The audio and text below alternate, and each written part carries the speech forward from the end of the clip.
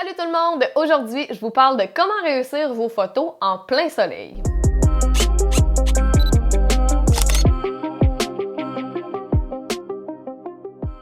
Salut les passionnés de photos! Je m'appelle Joanie Terrien et je suis photographe. Ma mission, c'est vous permettre de faire des photos qui vous rendent fiers. En passant, si c'est votre première fois sur ma chaîne YouTube, n'hésitez pas à vous abonner pour rien manquer des prochaines vidéos. Et bien sûr, si vous aimez la vidéo d'aujourd'hui, n'hésitez pas à la partager et à me laisser un petit pouce. Maintenant, dans un de mes Facebook Live, il y a Nabil qui m'a demandé comment faire pour réussir ses photos quand la lumière est vraiment pas idéale, plus précisément quand on est en plein soleil. Donc voici mes recommandations.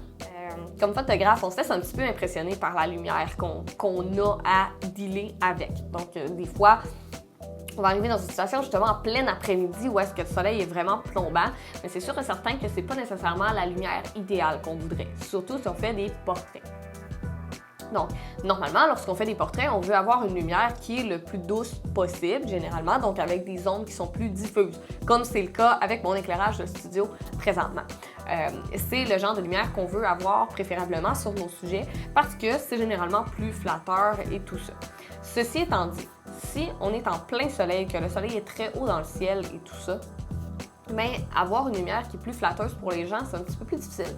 Très souvent, le soleil est vraiment haut, fait que ce que ça va faire, c'est que les sourcils et tout ça vont faire de l'ombre dans les yeux, puis on se ramasse avec les fameux yeux de raton laveur où est-ce que tout est noir autour des yeux. Fait que ça, on veut pas ça. Donc, qu'est-ce qu'on fait pour remédier à cette situation-là? Bien, il y a essentiellement deux choses que je vous propose, les deux choses les plus simples. Lorsqu'on a juste un appareil photo, qu'on est tout seul, qu'on n'a pas d'assistant, qu'on n'a pas d'autres accessoires. Les deux choses à faire, la première, très facile, on tourne le sujet dos au soleil autant que possible. Ça va être la première chose. Ça va permettre de faire en sorte que la personne n'aura pas les petits yeux comme ça.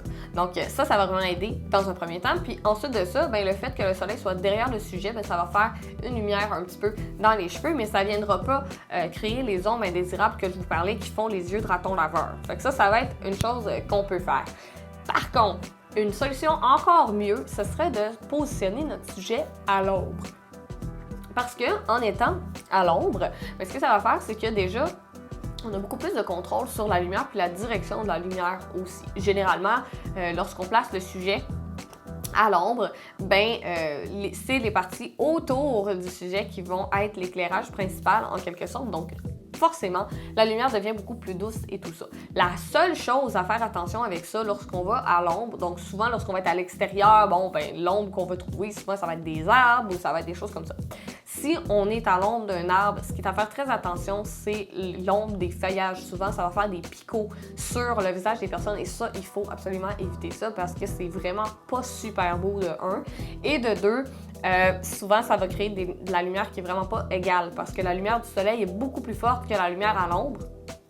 Donc, ça donne des problèmes au traitement dans un premier temps. Et deuxièmement, bien souvent, on va se ramasser avec des ondes un petit peu surexposées à cause de ces taches-là. Donc, ça va faire attention. Fait que si jamais vous prenez une photo de portrait, vous en allez à l'ombre, vous êtes à l'ombre d'un arbre, par exemple, mais faites super attention de porter vraiment attention à ces taches-là qui peuvent apparaître. Et si vous avez de ces taches-là qui apparaissent sur le visage de votre modèle, c'est super simple, faites juste déplacer la personne un petit peu puis on n'en parle plus, c'est réglé. Fait que ça, c'est mes deux conseils principalement. Si vous avez quelqu'un pour vous assister, à ce moment-là, je vous recommande fortement aussi d'avoir avec vous un diffuseur. Donc un diffuseur, ça va souvent être un tissu. Ça vient souvent avec les réflecteurs 5 en 1 qu'on peut se procurer pour vraiment pas cher sur Amazon, sur Wish, sur des sites comme ça.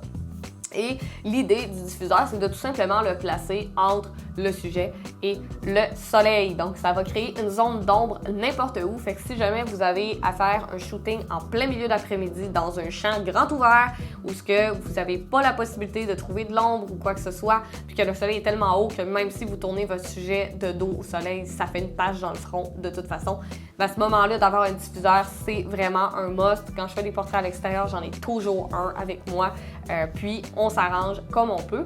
Si jamais vous êtes tout seul, vous n'avez pas d'assistant, une autre solution au diffuseur, c'est d'avoir des parapluies blancs translucides qu'on utilise normalement en studio. L'avantage de ces parapluies-là, c'est que si vous en avez un qui est quand même grand et que vous faites un portrait, un plan rapproché, ben votre modèle peut tout simplement tenir le parapluie dans sa main et faire en sorte que c'est votre modèle qui va tenir le diffuseur elle-même. Donc à ce moment-là, ben on fait une pierre deux coups, fait qu'on n'a pas besoin d'assistant, mais on a notre diffuseur quand même. Fait que ça peut être vraiment des bonnes solutions à ce niveau-là. Fait que ça serait en gros mes conseils pour faire des photos à l'extérieur en plein soleil puis quand même avoir une lumière intéressante sur les personnes. Bref, c'est pas du tout impossible de réussir ces photos en plein soleil. Il faut juste utiliser la lumière autrement. Bref, j'espère que cette vidéo-là vous a plu et que ça va vous permettre de mieux réussir vos photos quand la lumière est pas idéale. Donc si vous avez aimé, n'hésitez pas à la partager et à me laisser un petit pouce. En passant, si vous aimeriez venir me poser vos questions photos en direct, rejoignez-moi sur ma page Facebook tous les mardis soirs. Pour être certain de rien manquer, cliquez sur le lien dans la description pour recevoir les notifications quand je suis en direct. Donc bref, sur ce, je vous dis à bientôt et bonne photo!